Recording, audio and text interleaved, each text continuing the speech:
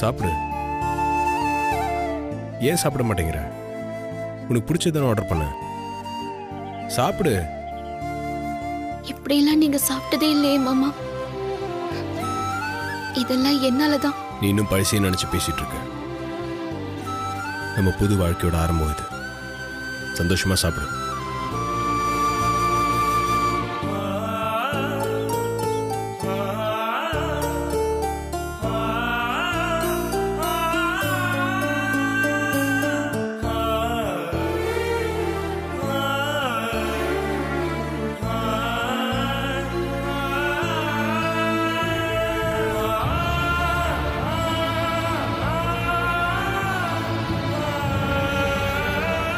அது கொடு.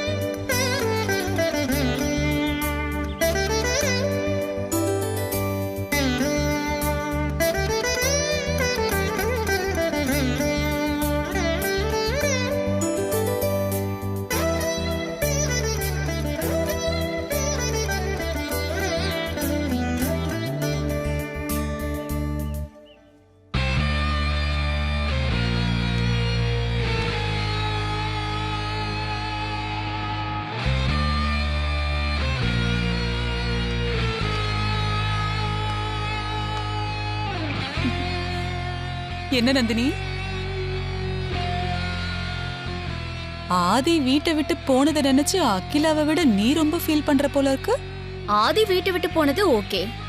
ஆனா அவங்க இருக்கிற இடம் கூட அகிலாண்டேஸ்வரிக்கும் மத்தவங்களுக்கும் தெரியக்கூடாதுன்னு ஆதி நினைக்கிறான். ஆதி எதுக்காக அப்படி நினைக்கணும்? அத பத்தி தான் நான் யோசிக்கிறேன். அதான் எனக்கும் புரியல நந்தினி. ஒருவேளை அகிலாண்டேஸ்வரி கிட்ட உங்க மாமா பொய் சொல்லிருப்பாரோ? கண்டிப்பா இருக்காது நந்தினி. என்ன அப்படி பாக்குற?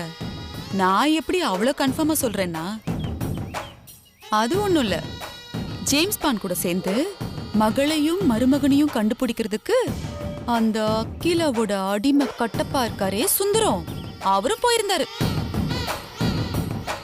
சுந்தரம் மாதிரி ஒரு விசுவாசத்தை கூட வச்சுக்கிட்டு ஜேம்ஸ் பாண்ட் அகிலா கிட்ட போய் சொல்ல முடியுமா? அதனாலதான் அவ்வளவு உறுதியா சொல்றேன். ஆனாலும் எனக்கு ஒரே ஒரு நெருடல் தான் நந்தினி. ஆதி வீட்ல இருந்த வரைக்கும் அவனை நேருக்கு நேரா பார்க்காம ஒரு வார்த்தை கூட பேசாம ஒதுக்கி வச்சிருந்த அகிலா அவன் வீட்டை விட்டு போயிட்டான்னு தெரிஞ்சதும் கதறி அழுத பாரு. அதை பார்த்து நானே ஒரு நிமிஷம் கலங்கிட்டேன். ஆனா ஒண்ணு நந்தினி, அகிலா எங்க புத்திர சோகத்துல கிளம்பி போய் ஆதிய கண்டுபிடிச்சி வாமகனை வீட்டுக்குன்னு கூட்டிட்டு வந்துருவாளோன்னு கொஞ்சம் பயந்துட்டு தான் இருந்தேன். ஆனா ஆதி ஜென்டில்மேன், யாருக்கும் எதுவும் தெரியப்படுத்தாம போயிட்டான். அதுல எனக்கு ரெட்டிப்பு சந்தோஷம்தான். இனிமே நான் நினைச்ச மாதிரி அகிலா முழுக்க முழுக்க ஏன் கைக்குள்ள வந்துருவா. ஆதி எப்போ இனிமே இங்க வரப்போறது இல்ல. இனிமே அந்த வீட்ல ஏன் ராஜேந்தா? உங்க சந்தோஷம் ரொம்ப நாளைக்கு நீடிக்காத ஆண்டி. என்ன நந்தினி, நீ கூட இப்படி அபசகுனமா பேசுற? ஆதி வீட்டை விட்டு வெளியில போனதுக்கு அப்புறமும் அகிலாண்டேஸ்வரி வீராப்பா இருந்திருந்தா நீங்க சந்தோஷப்பட்டிருக்கலாம். ஆனா அந்த அகிலாண்டேஸ்வரி புத்திர சோகத்துல உருகிட்டு இருக்கான்னு நீங்க தான் சொன்னீங்க. அதே புத்திர பாசத்துல அகிலா ஆதியை தேடி கண்டுபிடிச்சு கூட்டிட்டு வரதுக்கு வாய்ப்பு இருக்காண்டி. கரெக்ட் தான் நந்தினி, நீ சொல்றதும் யோசிக்க வேண்டிய விஷயம்தான். நான் இதை யோசிக்காம விட்டுட்டேன் பாரு. ஆண்டி, அந்த வாய்ப்பை அகிலாண்டேஸ்வரிக்கு நம்ம கொடுக்கவே கூடாது. சரிதான். அப்போ நாம முதல்ல ஆதியை கண்டுபிடிக்கணும்னு சொல்றியா? ஆதியை தேடி கண்டுபிடிக்கிறத விட அகிலாண்டேஸ்வரிக்கு முடிவு கட்டுறதுதான் நமக்கு முக்கியம். இது நாள் வரைக்கும் அந்த அகிலாண்டேஸ்வரி விஷயத்துல நம்ம எத்தனையோ முயற்சி பண்ணிருக்கோம். ஆனா நம்ம முயற்சி எல்லாம் தோத்து போனதுக்கு காரணம் அந்த ஆதி. இப்போ அந்த ஆதி அகிலாண்டேஸ்வரி பக்கத்துல மட்டும் இல்ல, எங்க இருக்கான்னு கூட தெரியல. அகிலாண்டேஸ்வரிக்கு முடிவு கட்ட இதை விட ஒரு நல்ல சந்தர்ப்பம் இனிமே நமக்கு கிடைக்காத ஆண்டி. ஆதி இருக்கிற இடம் அகிலாண்டேஸ்வரி கண்டுபிடிக்கிறதுக்கு முன்னாடி நம்ம கண்டுபிடிச்சாகணும். ஏன்னா எதிரி எங்க இருக்கான், என்ன பண்ணிக்கிட்டு இருக்கான்னு தெரியாம நம்ம அலட்சியமா இருக்க கூடாது. எதிரி எங்க இருக்கான், என்ன பண்ணிக்கிட்டு இருக்கான், அவனுடைய மூமெண்ட் என்னன்னு நம்ம கண்காணிச்சுக்கிட்டே இருக்கணும். அப்பதான் நாம இங்க அகிலாண்டேஸ்வரிய சாய்க்க சரியா இருக்கும். அதனால அகிலாண்டேஸ்வரி ஆதியை தேடி போறதுக்கு முன்னாடி அகிலாண்டேஸ்வரிக்கும் அவளுடைய சாம்ராஜ்யத்துக்கும் நம்ம எண்டு காடு போட்டே ஆகணும். ஆமா நந்தினி, அகிலாண்டேஸ்வரியோட முடிவுல தான் ஏன் ஆரம்பம் இருக்கு. அதுக்காக நான் என்ன வேணாலும் பண்ணுவேன். இப்ப என்ன பண்ணணும் சொல்லு. சொல்றேன். அதுக்கு முன்னாடி ஆதி வீட்டை விட்டு போனதை நம்ம செலிப்ரேட் பண்ணணும். வாங்க ஆண்டி.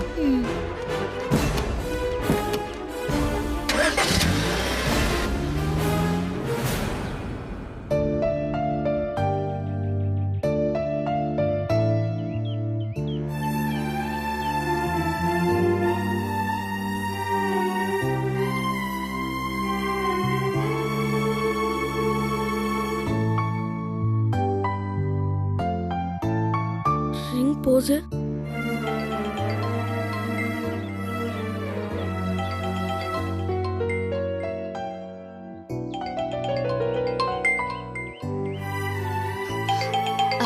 மாமா, கணேச போன் பண்றான்.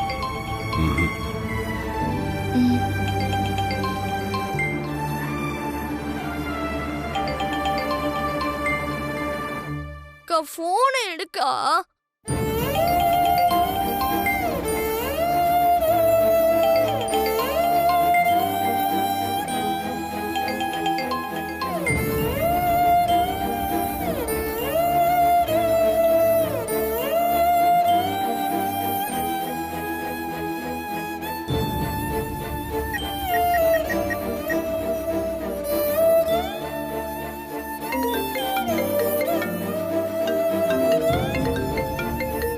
அப்பா கால் பண்றாரு.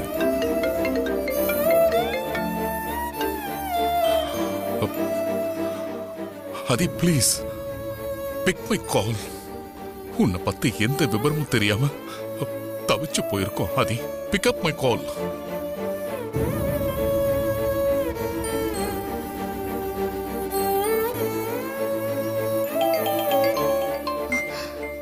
மாமா, எங்க அப்பாவும் கால் பண்றாரு.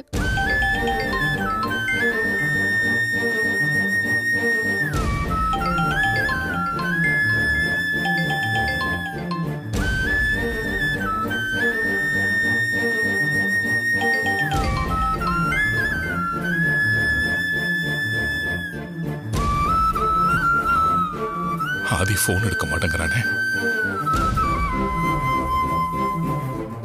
என் மேல கோவமா என்கிட்ட பேசாம இருந்த என் அப்பா எனக்கு போன் பண்றாரு மாமா. 2 வார்த்தை பேசிடுவா மாமா. கணேசன் தான் கால் பண்றான். மாமா, அக்கா தான் எடுக்கல. நீங்களாச்சும் எடுக்கலாம்ல. போனை எடுங்க மாமா.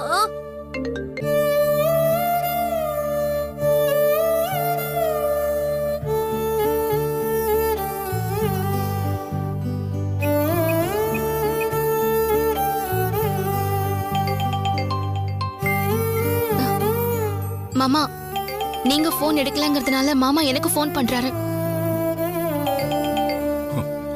நீயாவது போன் எடு ப்ளீஸ் பார்வதி.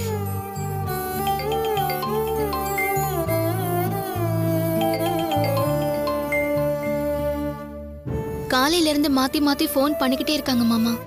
யார்கிட்டயாவது நம்ம 2 வார்த்தை பேசிட்டா அதுக்கப்புறம் போன் பண்ண மாட்டாங்க மாமா. நம்ம இப்போ கால் எடுத்தோம்னா அவங்க ஏதாவது பேசி நம்மளை சமாதானப்படுத்தி திரும்ப வீட்டுக்கு தான் கூப்பிடுவாங்க. அதுக்கு நம்ம இடம் கொடுக்க வேண்டாம்.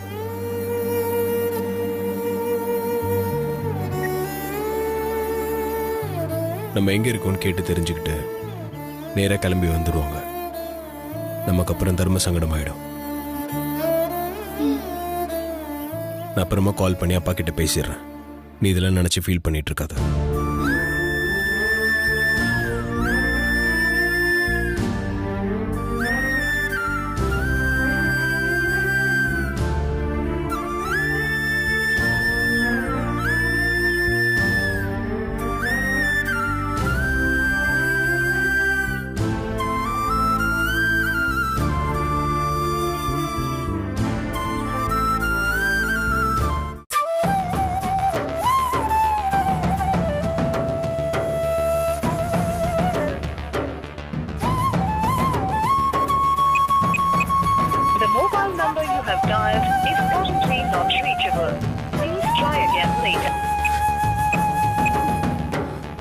The mobile number you have dialed is currently not reachable. Please try again. டேய் கணேசா, என்னடாச்சு? ஏன்டா செல்ல தூக்கி போட்டா? என்னடாச்சு உனக்கு? செல்போன்ல தான் இப்ப ஸ்கூலே நடந்துகிட்டு இருக்கு. போன் ரிப்பேர் ஆயிடுச்சுன்னா அப்புறம் எப்படிடா கிளாஸ் அட்டெண்ட் பண்ணுவ? நானும் தினம் அக்காக்கு போன் பண்ணி பாக்குறேன், நம்பர் ரீச்சே ஆக மாட்டேங்குது. அவங்க எங்க இருக்காங்க, எப்படி இருக்காங்கன்னு ஒண்ணுமே தெரியல. அக்கா மாமாவை பத்தி உங்க யாருக்குமே கொஞ்சம் கூட கவலையே இல்ல. அப்படி எல்லாம் இல்லைடா கணேசா. நீங்க மட்டும் அக்கா கிட்ட சண்டை போடாம நல்லபடியா பேசிட்டு இருந்தா அக்கா கண்டிப்பா அப்படி பண்ணிருக்க மாட்டாங்க. எல்லாத்துக்குமே நீங்க தான் காரணம். உங்களுக்கு அக்கா மேல கொஞ்சம் கூட பாசமே இல்ல. அதனாலதான் இத்தனை நாளா அக்காவை தேடி கண்டுபிடிக்காம இந்த வீட்லயே இருக்கீங்க. டேய் புரியாம பேசாதடா கணேசா. நானும் ஐயாவும் உங்க அக்காவையும் மாமாவையும் தேடித்தான் போனோம். ஆனா அவங்க தான் எங்களை தேட வேண்டாம்னு அவங்க ஃப்ரெண்டு கிட்ட சொல்லி அனுப்பி வச்சுட்டாங்களேடா. அதுக்கப்புறம் அவங்களை எங்கேடா போய் தேடுறது? அவங்க சொன்னா அதுக்காக அப்படியே விட்டுருவீங்களாப்பா? இருக்கிற இடம் கூட தெரியக்கூடாதுன்னு நினைச்சுக்கிட்டு இருக்கவங்கள எப்படிடா தேடி கண்டுபிடிக்கிறது? பெரிய விஷயத்துல ஆரம்பத்துல இருந்தே அக்கா மேல உங்களுக்கு கோவம், அக்கா மேல இருந்த பாசம் போயிடுச்சு. அதனாலதான் இப்படி எல்லாம் சொல்லி அக்காவை தர்றதை தட்டி கழிக்க பாக்குறீங்க. ஆமாண்டா, உங்க அக்கா மேல எனக்கு கோபம் தான். பெரிய தம்பி அம்மாவை விட்டு வீட்டை விட்டு பிரிஞ்சு போனதுக்கு காரணமே உங்க அக்கா தான். கம்பீரமா இருந்த அம்மா இன்னைக்கு கலங்கி போயிருக்காங்கன்னா அந்த நிலைமைக்கு காரணம் உங்க அக்கா தானேடா. அவளை தேடி கண்டுபிடிச்சு நான் அரையணும்னு கோபமா தான் இருக்கேன். இப்ப கூட உங்களுக்கு உங்க விசுவாசம் தான் பெருசா போச்சுல. நீங்க யாரும் அக்காவை தேடி கண்டுபிடிக்க தேவையில்ல, நானே அக்காவை தேடி கண்டுபிடிச்சுக்கிறேன். டேய், பெரியவங்க எங்களாலேயே அவங்கள தேடி கண்டுபிடிக்க முடியல. அப்படி இருக்கும்போது நீ எப்படிடா அவங்கள தேடி கண்டுபிடிப்ப சொல்லு? எப்படியே தேடி கண்டுபிடிக்கிறேன். உங்களுக்கு என்ன? எனக்கு அக்காவை பார்க்கணும், அக்கா கிட்ட பேசணும். அக்கா எங்க இருக்கோ, எப்படி இருக்கோ, என்ன பண்ணிட்டு இருக்குன்னு தெரியல.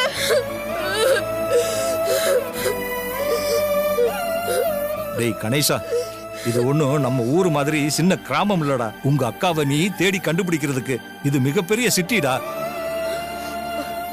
உன்னாலெல்லாம் அவ்வளவு சுலபமா உங்க அக்காவை தேடி கண்டுபிடிக்க முடியாதுடா. இங்க பாரு, உங்க அக்கா ஒண்ணும் தனியா இல்ல, பெரிய தம்பியும் கூட இருக்காரு. அவரு அவளை நல்லபடியா பாத்துப்பாருடா. அதனால நீ உங்க அக்காவை பத்தி கவலைப்படாத. கண்டிப்பா சீக்கிரம் திரும்பி வந்துருவாங்க.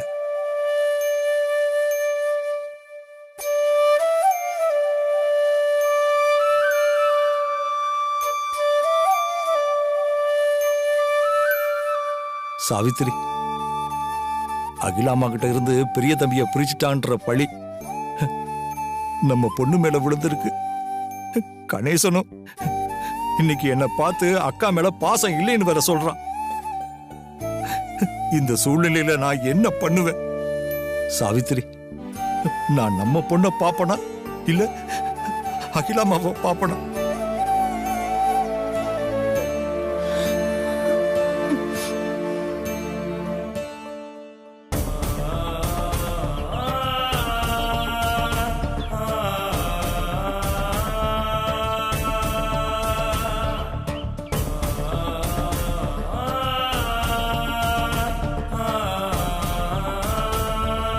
இப்போதைக்கு இது போதும். எவ்வளோ சீக்கிரம் முடியுமோ அது வீட்டில் டெலிவரி பண்ணிடுங்க. Okay, thank you. மாமா, ம், எனக்கு தெரிஞ்ச வரைக்கும் இருக்கிறத வச்சு நான் வீட்டை ரெடி பண்ணிட்டேன். இதுக்கு மேல என்ன பண்ணணும்னு எனக்கு தெரியல. நீ கவலைப்படாத, வீட்டை நான் ரெடி பண்ணிடுறேன். நீங்க ரெடி பண்ண போறீங்களா? என்ன மாமா சொல்றீங்க? நீ ஒன்று பண்ணு, ஹவுஸ் ஓனர் லேடி கிட்ட போய் பக்கத்தில் ஏதாவது கோயில் இருக்கான்னு கேட்டுட்டு நீ கோயிலுக்கு போய் சாமி கும்பிட்டு வா. மற்றதை நான் பார்த்துக்கிறேன். ஏன் மாமா? பக்கத்தில் கோயில் எதுனா இருக்கான்னு கேட்டுட்டு போய் சாமி கும்பிட்டு வா. ம், சரி மாமா. கோயில் எங்க இருக்குன்னு கேட்டுட்டு நான் போய் சாமி கும்பிட்டு வந்துடுறேன். ம்.